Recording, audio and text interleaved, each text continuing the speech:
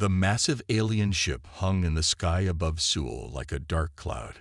It had been 3 days since the Vorax arrived on Earth. 3 days of fear, wonder, and endless questions. Commander Taho Kim stood tall in his crisp military uniform. At 42, he had served in Korea's armed forces for over 20 years. Now he faced his most important mission, meeting the aliens as Earth's representative. "Are you ready, Commander?" asked General Park. Taho nodded. "As ready as I'll ever be, sir."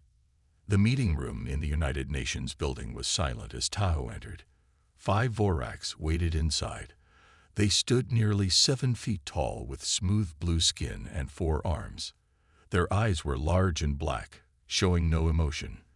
The leader stepped forward. "I am High Commander Dreseth of the Galactic Confederation. We welcome Earth to the greater community of spacefaring species." Taho bowed slightly. "On behalf of Earth, I thank you for this honor." Dreseth's mouth formed what might have been a smile. "We have watched your planet for some time. Your people have shown great resilience. You survived world wars, climate disasters, and nearly destroyed yourselves several times. Yet here you are. Humans are survivors," Taho said simply. "Indeed, though your methods of warfare are quite primitive," said another Vorax. "Energy weapons have been standard for most species for thousands of years." Something in the alien's tone bothered Taho. It was not just dismissive, it seemed almost relieved. Over the next week, Taho attended many meetings with the Vorax. They offered amazing technology, clean energy, advanced medicine, faster than light travel. All Earth had to do was join the Confederation. "Your people will be welcome throughout Confederation space," Dreseth explained. "Many will choose to serve in our combined military forces.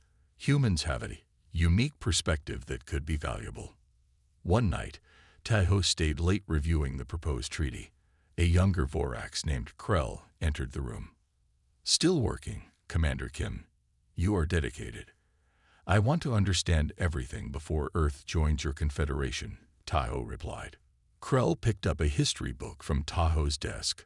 "Ah, your Earth wars. So many deaths from such simple weapons. Those weapons were advanced for their time," Taho said. "Of course," Krell said quickly. "I meant no disrespect. It's just unusual for a species to develop so slowly in weapons technology while advancing quickly in other areas." Taho frowned. "How do you know we developed slowly? You just discovered us." Krell's 4 hands suddenly became very busy organizing papers. "From our observations, of course. We've been watching Earth for some time." "How long?" Taho pressed. "I should go," Krell said, moving toward the door. "The High Commander needs these reports." After Krell left, Taho sat thinking. Something wasn't right.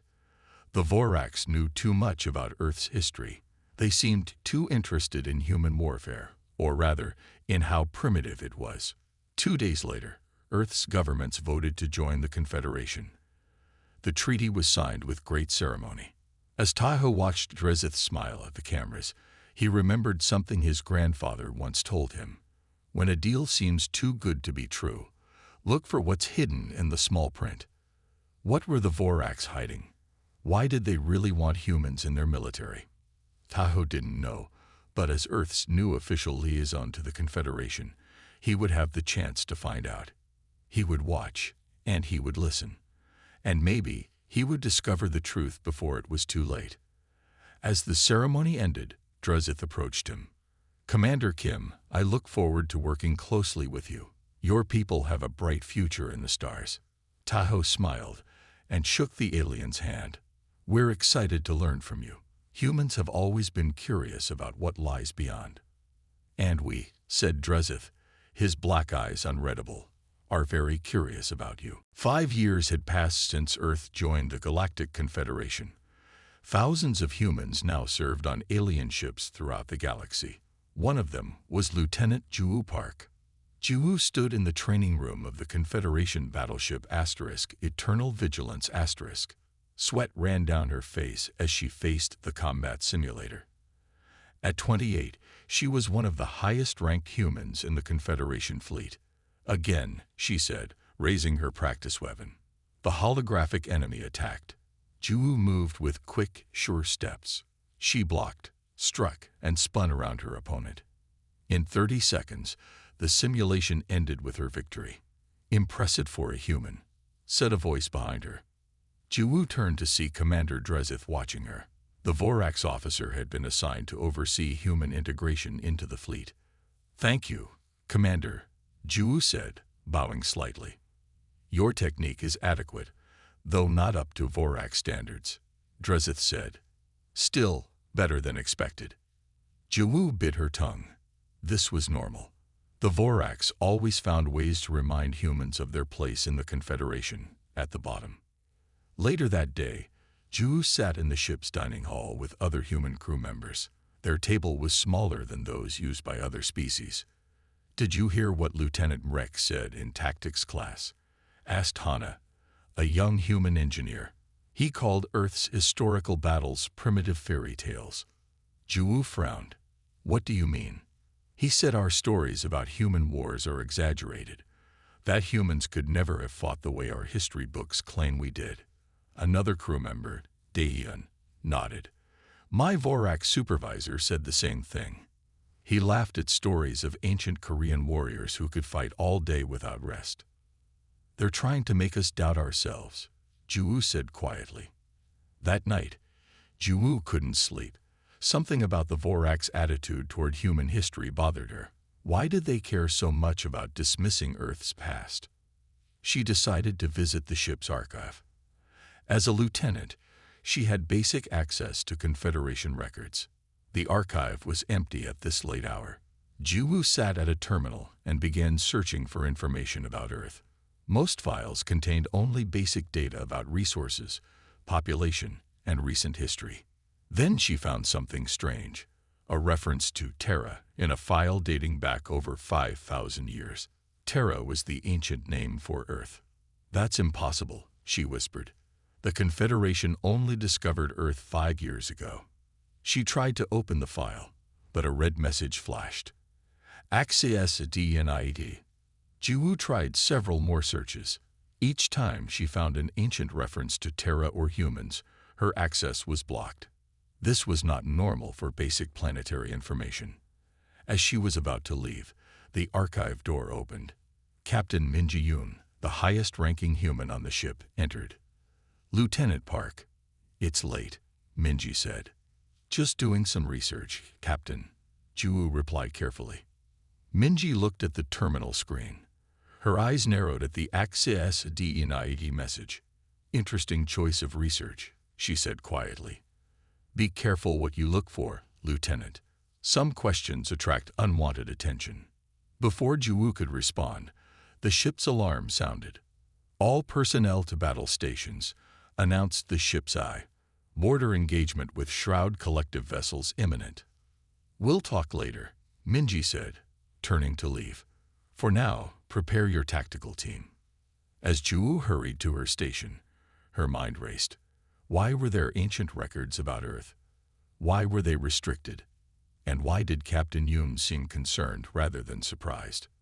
The Shroud Collective, a mysterious group the Confederation claimed were dangerous rebels, had attacked a border outpost. This would be Juwu's first real battle. But as she took her place at the tactical station, she couldn't help wondering if she was fighting the right enemy. Lights flashed red throughout the Confederation battleship as Juwu ran to her tactical station. Through the main view screen, she saw dozens of enemy ships approaching. The Shroud Collective vessels were smaller than Confederation ships, but moved in perfect formation. "All human crews to forward positions," ordered Commander Drezith. Juwu frowned at her tactical display. The order would place human-operated ships directly in the line of fire. "Commander," she said, "if we spread our forces in a wide arc instead, we cooled." "You question my orders, Lieutenant Park." Drezith's black eyes fixed on her. "No, sir. Just offering a tactical alternative." "Your alternatives are not needed.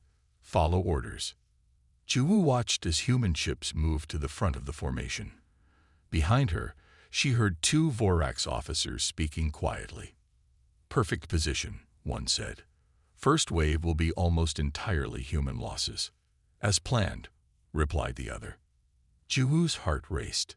Had she heard correctly? Before she could think more about it, the battle began. The Shroud Collective attacked with surprising power. Their energy weapons tore through the shields of the forward ships. The human ships. 3 human vessels destroyed, reported a sensor officer. 2 more heavily damaged. Juwoo studied her tactical screen. Something was wrong. The Shroud ships were targeting human crews with amazing accuracy. How did they know which ships had human crews? "Sir," she called to Dreseth, "the enemy is specifically targeting human vessels." Dreseth didn't look concerned. Coincidence. Continue the attack pattern. As the battle raged, Juwoo noticed another strange thing. The Confederation ships with Vorax crews were hanging back, firing only occasional shots. Her communication panel lit up with an incoming message from an engineering section. It was Sun-Hee Kang, a senior engineer she had met during training. "Lieutenant Park." Sun-Hee's voice was urgent but quiet. "Something is very wrong with our defense systems." "What do you mean?" Juwoo asked. "I checked the shield specifications on all ships. Human vessels have been modified. Their shields are operating at 60% normal strength." Juwoo felt cold all over. "Are you certain?" "Yes. Someone sabotaged our ships deliberately." The battle lasted for 3 hours. When it finally ended, 17 human-crewed ships had been destroyed. Only 2 Vorax vessels were damaged, and none were lost. In the aftermath, Juwoo found Sun-Hee in a quiet corner of the ship's maintenance bay. "Show me what you found," Juwoo said. Sun-Hee pulled out a small datapad. "Look at these shield diagrams. The modifications were made 2 weeks ago. They're designed to look like normal wear and tear, but they're too systematic." "Who could do this?" Juwoo asked. "Only high-level Confederation engineers with security clearance." The maintenance bay door opened, and they quickly hid the datapad. A tall human woman entered, Captain Minji-yoon. "Captain," both women said, standing straight. Minji looked around to make sure they were alone. "At ease. I need to speak with both of you privately." "About what, Captain?" Juwoo asked carefully. "About why nearly 100 humans died today while the Vorax barely lost a single soldier." Minji's eyes were hard. "And about those files you were trying to access in the archives, Lieutenant Park." Juwoo and Sun-Hee exchanged glances. "I don't know what's happening," Juwoo said, "but I think the Confederation is using us as cannon fodder." "It's worse than that," Minji said quietly. "I've been watching for years. This isn't just about today's battle. It's about humanity's place in the galaxy." "What do you mean?" Sun-Hee asked. "I can't explain here. Meet me in Cargo Bay 3 at midnight. And be careful who sees you." Minji turned to leave, then paused. "The Vorax are hiding something big about Earth, and they're terrified we might discover it." Cargo Bay 3 was dark and cold at midnight. Juwoo and Sun-Hee arrived separately, careful not to be seen. Captain Minji was already there, along with a man Juwoo didn't recognize. "This is Hyunwoo Lee," Minji said. "He works in the language division translating ancient texts." Hyunwoo bowed slightly. He was older than the others, with gray at his temples. "I asked him to join us because of what he's found," Minji continued. "Show them, Hyunwoo." Hyunwoo pulled out a small device. It projected images of strange symbols in the air. "These are from records over 5,000 years old," he explained. "I was assigned to translate texts from a dead civilization called the Arathi. Most of it was routine. Trade records, star maps, that sort of thing." He touched the device, and the image changed. "Then I found these passages. They mention a species called Terrans from a planet called Terra." "Earth," Juwoo whispered. "Yes, but according to the Confederation, they only discovered Earth 5 years ago." "What do the passages say about Terrans?" Sun-Hee asked. Hyunwoo looked uncomfortable. "They call Terrans the Great Threat. There are warnings about their unusual abilities in combat. What abilities? Ju asked. It's not clear. The texts are damaged. But there are references to Terrans fighting with unusual strength and something called battle instinct. Minji stepped forward. I've been suspicious for years.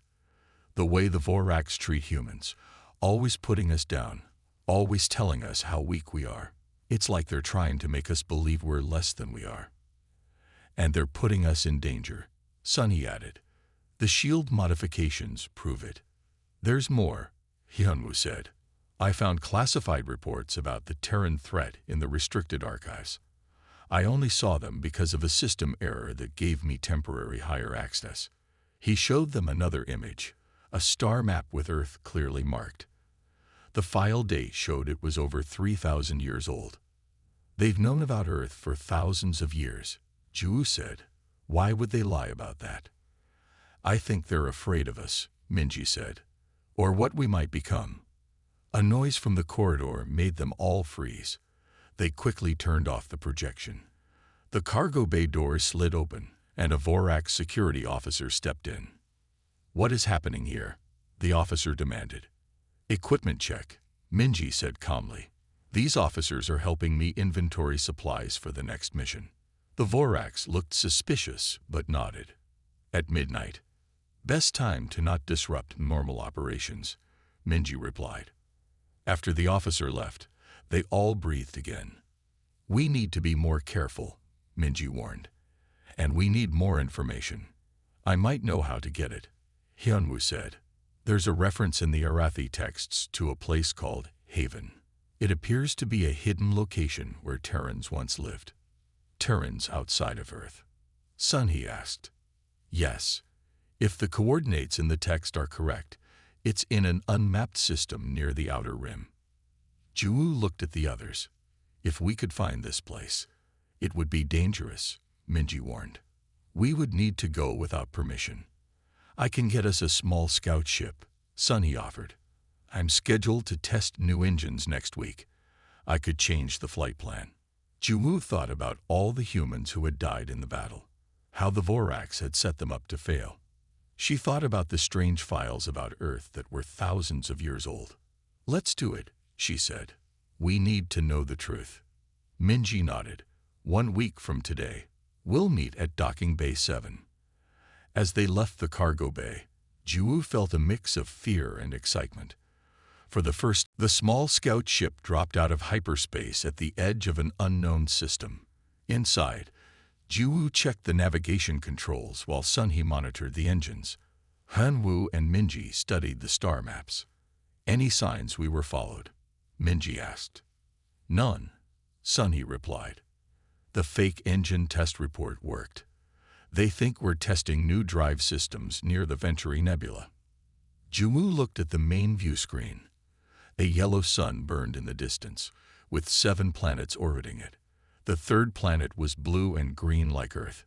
That's it, Hyunwoo said, pointing to the third planet. According to the coordinates from the Arathi texts, that's Haven. As they approached the planet, their sensors detected no technology or power sources. It looked empty. Are you sure this is right? Ju asked. Hyunwoo nodded. The coordinates are exact. Suddenly, the ship's controls locked up. A powerful tractor beam pulled them toward the planet. We're being dragged in, Sunhee shouted, trying to break free. Weapons systems not responding, Minji reported calmly. The ship descended through the atmosphere, guided by the invisible force. Below them, the green landscape rushed up. Instead of crashing, they slowed and landed gently in a clearing. Everyone stay calm, Minji ordered as they felt the ship settle on the ground. Outside, the forest was quiet. No signs of the technology that had brought them down. We should check outside, Ju suggested. They put on their environmental suits, not knowing if the air was safe. As they stepped out of the ship, the forest seemed normal. Trees, grass, birds singing. The air reads as breathable, Sunhee said, checking her scanner. Even more oxygen than Earth standard. Carefully, they removed their helmets. The air was sweet and clean. "Welcome to Haven," said a voice behind them. They spun around. A man stood at the edge of the clearing. He wore simple clothes made of natural fibers, not Confederation uniforms. He looked completely human. "My name is Dong-Hyun Choi," the man said. "We've been waiting a long time for Earth humans to find us." Minji stepped forward. "You're human. How is that possible?" Dong-Hyun smiled. "Please follow me. There's much to explain." He led them through the forest to a hillside that looked solid. He placed his hand on a rock, and a hidden door slid open. Inside was an advanced facility, nothing like the simple clothes Dong-Hyun wore. People moved about, working at stations with technology more advanced than anything in the Confederation. "This is the main colony," Dong-Hyun explained. "We stay hidden underground. What you see outside is just nature, allowed to grow normally." "How many of you are there?" Ju asked. "About 10,000 now. We've been here for over 4,000 years." The four visitors looked at each other in shock. "That's impossible," Hyunwoo said. "Humans only achieved spaceflight a few hundred years ago." Dong-Hyun led them to a large room with a table in the center. "Please, sit. The truth about humanity is not what you've been told." Once they were seated, Dong-Hyun touched the table. A hologram appeared, showing the Milky Way galaxy. "Humans didn't evolve on Earth," he said. "We came from the stars. Thousands of years ago, humans were one of the most powerful species in the galaxy." "That can't be true, son," he said. "Our history was erased," Dong-Hyun cut in, "and replaced with a fake history. The Voraks and their allies feared humans because we had natural abilities they did not." "What abilities?" Ju asked, remembering the ancient texts. "Enhanced strength when needed, faster reflexes, and most importantly, what the ancients called battle sense, and instinctive understanding of combat that no other species possessed." Dong-Hyun's face grew serious. "The Confederation didn't just discover Earth. They created it. They took humans from across the galaxy, modified our genes to remove our abilities, and isolated us on a prison planet." "Earth is a prison," Minji whispered. "The largest prison ever made," Dong-Hyun confirmed. "And you've all been kept in the dark about who you really are." Ju stared at Dong-Hyun in disbelief. "If what you're saying is true, can our abilities be restored?" Dong-Hyun nodded. "Yes. We've spent thousands of years developing a way to reverse the genetic changes the Voraks made to humans." He led them deeper into the underground facility to a medical lab. Large glass chambers lined the walls. Inside each chamber was a person, floating in clear liquid. "These are volunteers undergoing the awakening process," Dong-Hyun explained. "It takes 3 days to complete." "Is it safe, son?" he asked. "Now it is. The first attempts were difficult, but we've perfected it." Minji stepped forward. "I want to see proof. These claims are extraordinary." Dong-Hyun smiled. "Of course." He pressed a button on a wall panel. A door opened and a woman entered. She looked ordinary until Dong-Hyun tossed a metal bar at her without warning. The woman's hand shot up and caught it with impossible speed. Then she bent the solid metal bar as if it were made of clay. "This is Sora," Dong-Hyun said. "She completed the awakening process 1 year ago." Sora bowed to the visitors. "What you see is only a small part of what we can do. The true power is in here." She tapped her temple. "Battle sense cannot be demonstrated easily. It must be experienced." Ju stepped forward. "I want to try the process." "Ju, no." Son, he grabbed her arm. "It's too dangerous. We don't know these people. We've seen enough to know the Confederation has been lying to us." Ju said firmly. "If there's even a chance this is real, I need to know." Minji studied Juwoo's face. "Are you sure?" "Yes, Captain. Someone needs to go first. It should be me." Dong-Hyun led Juwoo to an empty chamber. "The process isn't painful, but it will feel strange. Your mind will experience forgotten memories. The genetic memory of your ancestors." As Juwu stepped into the chamber, Hyunwoo called out, "Be careful." The clear liquid filled the chamber. It was warm and felt like thick water. Juwu closed her eyes as her body floated. At first, nothing happened. Then images began to flash in her mind. She saw humans fighting with amazing skill. She saw great ships crossing the stars. She felt the strength and power that humans once had. 3 days passed. Sunhee, Hyunwoo, and Minji waited anxiously, learning more about Haven and its people. Donghyun showed them historical records of the great human civilization that once spanned hundreds of worlds. "The Shroud Collective," Minji said suddenly. "Who are they really?" Donghyun's face grew serious. "Our allies. They are other species who were also imprisoned or controlled by the Confederation. They fight to free all suppressed people." On the 3rd day, the liquid drained from Juwoo's chamber. She opened her eyes and stepped out. "How do you feel?" Sunhee asked. "Different," Juwoo said quietly. "Stronger. But more than that, I can see things more clearly now." Donghyun led her to a training room. "Your body has changed, but your mind needs to learn how to use these changes." He attacked without warning, throwing a punch at her face. Juwoo moved without thinking. Her body slipped to the side. Her hand caught his wrist. In one smooth motion, she flipped Donghyun over her shoulder. Everyone stared in amazement, including Juwoo. "I didn't know I could do that," she whispered. "Battle sense," Donghyun said, getting up with a smile.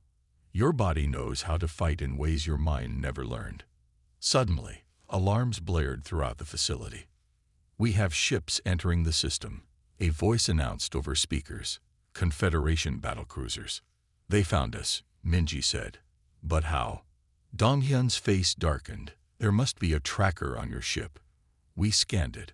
But the new engine parts," Sunhee realized. "They must have hidden a tracker inside them." Juwoo looked at her hands, feeling the new strength flowing through her body. "How many ships?" 3 heavy cruisers, someone reported. "Over 2,000 troops." "Then it's time to see what I can really do," Juwoo said, her eyes shining with a new confidence. "The Voraks want to meet real humans. Let's give them what they want." The underground facility became a hive of activity as Haven's people prepared for the Confederation attack. Donghyun led Juwoo and the others to a command center deep below the surface. "Our shields will hold for a time," he explained, "but we need to evacuate our people to the backup colony." "You have another settlement?" Hyunwoo asked. 3 others, hidden on different planets. We've prepared for this day for centuries." Juwoo studied the tactical display showing the approaching Confederation ships. With her new abilities, she saw patterns she had never noticed before. "Their attack formation has a weakness," she said, pointing to the screen. "If we hit them here and here, we could break through." Donghyun looked impressed. "Your battle sense is developing quickly." A plan formed in Juwoo's mind. "We can't just run and hide. We need to take the fight to them." "How?" Minji asked. "We're outnumbered and outgunned." "Not if we can awaken more humans," Juwoo replied. "There are thousands of humans serving on those ships. If they knew the truth." Sunhee's eyes widened. "You want to use the Confederation's own people against them." "Exactly. But first, we need to get back to our fleet." Donghyun frowned. "That would be extremely dangerous." "We have something they don't expect," Juwoo said. "Me." While the Haven colony began evacuation procedures, Juwoo and her friends prepared to leave. Donghyun gave them data crystals containing the awakening procedure. "This is our most precious knowledge," he said. "With this, you can help other humans discover their true nature." Sunhee examined the crystals. "Could we broadcast this somehow? Reach all humans at once?" "Theoretically," Donghyun replied, "but you would need access to the Confederation's main communication hub." "Commander Taho Kim," Minji said suddenly, "Earth's liaison to the Confederation. He could help us. Can we trust him?" Hyunwoo asked. "I've known him for years," Minji said. He's always been suspicious of the Vorax. If anyone would believe us, it's him. Their plan set, they boarded a small, fast ship provided by Haven. It was more advanced than anything in the Confederation fleet. This will get you past their blockade, Dongyan said. The stealth systems will hide you from their sensors. As they prepared to leave, Sora approached Juwu. You carry our hopes with you, she said, pressing something into Juwu's hand. It was a small metal disc. What is this? Juwu asked. A key to awakening. It contains a simplified version of the procedure. If you're captured, use it. It works on contact with human skin. The journey back was tense. They slipped past the Confederation blockade around Haven and headed toward the main fleet. Using Minji's command codes, they sent a secret message to Taho Kim. 3 days later, they docked at a small maintenance station on the edge of the Confederation fleet. Taho was waiting for them alone. Captain Yoon, he said formally, then dropped his voice. What's so urgent? And where have you been? The entire fleet is looking for you. Sir, what we've discovered changes everything, Minji replied. The Confederation has been lying to us. About Earth, about humans, about everything.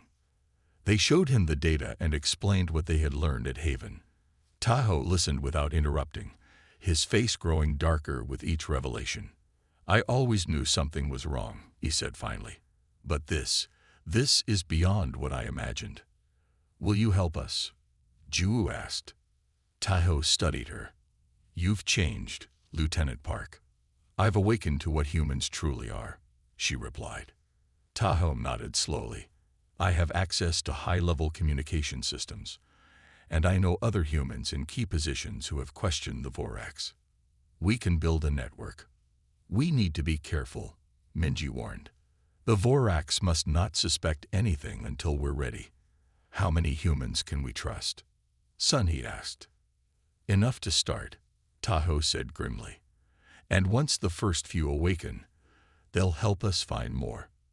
Juwu looked at her small team, the beginning of a revolution. Then let's wake up humanity. Over the next month, Juwu and her allies worked in secret. Taho used his position to identify trusted humans throughout the fleet. One by one, they shared the truth and offered the awakening. Not everyone believed them at first, but when they saw Juwu demonstrate her abilities, doubts faded quickly. How many have awakened now? Minji asked during a secret meeting in Taho's quarters. Almost 300, Taho replied. All in key positions, pilots, security officers, engineers. Sunhee had been working day and night on the data crystals from Haven. I've modified the awakening procedure, she announced proudly. We can now transmit it through the communication system. Anyone who hears the special tone sequence will begin to awaken. That's amazing, Hyunwoo said. But we still need access to the main communication hub. The time has come to take more direct action, Juwu said. I've been watching the Vorax. They suspect something is happening. Security checks have increased. Just then, Taho's communication panel lit up with an urgent message.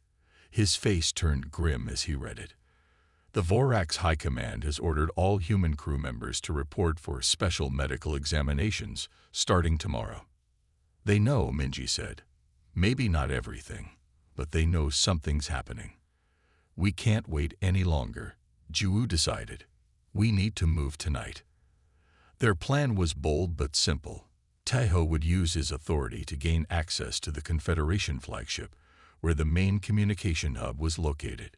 Juwu and 20 awakened humans would go with him as his security team. Meanwhile, Sunhee would prepare the awakening signal for broadcast. That night, dressed in formal Confederation uniforms, they boarded the massive flagship Eternal Dominion *. Taho led the way, his rank clearing their path. Remember, he whispered to Juwu, no matter what happens, get Sunhee to the communication hub. They were halfway to their goal when alarms suddenly blared throughout the ship. Attention all personnel, announced a Vorax voice. Security breach in progress. All human crew members are to be detained immediately. They're onto us, Minji said as Vorax security officers appeared at both ends of the corridor. "Surrender now," ordered the lead Vorax, raising his weapon. Juwu stepped forward. "Sorry, not today." What happened next shocked even her awakened companions. She moved with blinding speed, covering the distance to the Vorax in a heartbeat. Before they could fire, she had disarmed 2 of them.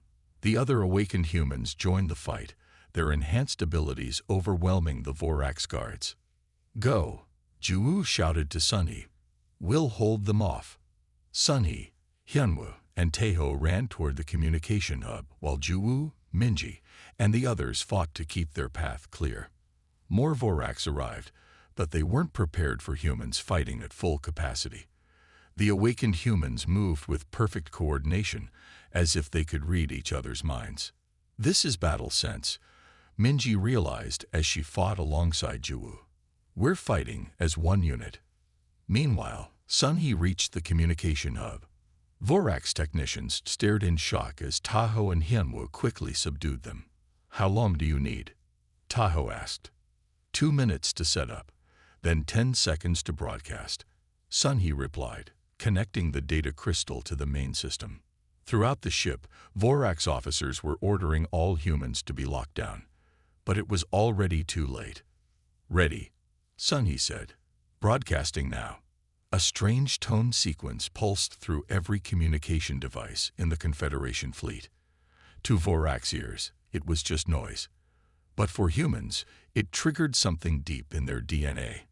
On hundreds of ships, thousands of humans suddenly stopped what they were doing. Some fell to their knees. Others stood perfectly still as ancient memories flooded their minds. And then, one by one, they began to awaken. On the main bridge of the flagship, High Commander Dreseth watched in horror as the human crew members' eyes opened with new awareness. "Lock down all systems," he ordered frantically. "Cut all communications." But it was too late. The truth was spreading. Humanity was remembering who they truly were. And they were angry. Chaos spread through the Confederation fleet as humans awakened everywhere. Ship after ship reported that human crew members were taking control. The Vorax fought back hard, but they were facing an enemy they had feared for thousands of years. Fully awakened humans. On the flagship, Juwu led her team to the main bridge. They fought through the last of the Vorax guards with ease, their movements fluid and coordinated. The bridge doors slid open to reveal High Commander Dreseth and his senior officers, weapons ready. "You've doomed us all," Dreseth snarled. "Do you have any idea what you've done?" "We've freed our people," Juwu replied calmly. "The lies end today." "Humans were never meant to have such power," Dreseth said. "Your kind nearly destroyed the galaxy once before." Taeho stepped forward. "Is that what you tell yourselves to justify enslaving an entire species? To justify making Earth into a prison?" "It was necessary," Dreseth insisted. "Humans don't just have physical advantages. You breed faster, adapt quicker. Given freedom, you would overwhelm all other species in a few centuries." "So you feared us," Minji said. "And in your fear, you committed a crime against billions of people across thousands of years." Outside the viewports, they could see Shroud Collective ships appearing. The fleet that had been labeled as terrorists was arriving to support the human revolution. "Your confederation is finished," Juwu told Dreseth, "but we're not here for revenge." She nodded to Sunhee, who activated the ship's broadcast system. Juwu's voice would now reach every ship and station in Confederation space. "This is Lieutenant Juwu Park of Earth. To all species of the Confederation, we have discovered the truth. Humans were not recently discovered. We were imprisoned and genetically modified by the Vorax thousands of years ago. Our history was erased, our abilities suppressed." She paused to let her words sink in. "But we do not seek vengeance. We seek justice and freedom, not just for humans, but for all species who have been controlled by the Vorax." The Shroud Collective are not terrorists. They are freedom fighters who have been helping suppressed species for centuries. Dreseth lunged forward suddenly, pulling out a hidden weapon. Before he could fire, Tahoe moved with incredible speed, disarming him with one smooth motion. "It's over," Tahoe said. In the days that followed, the Confederation fell apart as the truth spread. Many species had their own stories of Vorax manipulation. Some had suspected for years, but feared speaking out. Representatives from all species, including the Shroud Collective, gathered on a neutral space station to discuss the future. The old Confederation was built on lies and fear, Tahoe told the assembly. "We propose a new alliance based on equality and truth." Most species agreed. Even some Vorax, younger ones who hadn't known the full history, joined them. 1 month later, Ju stood on a hill overlooking the main colony on Haven. Ships arrived daily, bringing humans from Earth who wanted to learn about their true history. "What happens now?" "Son," he asked, joining her. "We rebuild," Ju said. "We learn who we really are. And we make sure no species ever does to another what was done to us." Hyunwoo approached with an ancient book in his hands. "I found more records. Our ancestors built great things, Ju. Cities that floated in the sky, ships that could cross galaxies. And we will again," she promised. "But this time, we'll do it together with other species, not alone." On Earth, humans were learning the truth about their past. Some were angry, but most were simply eager to explore their new potential and the wider galaxy that had been hidden from them. The legends of human heroes had been dismissed as fairy tales by the Vorax. Now those legends were coming to life again as humans reclaimed their heritage. Minji joined them on the hill, looking up at the stars. "We had a lot of work to do." Ju nodded. "A whole galaxy to rebuild. And this time," Tahoe added, "we'll do it right." As the sun set on Haven, Ju thought about the journey ahead. The truth had been buried for thousands of years, but one small team had brought it into the light. The dark secret was now a bright new beginning.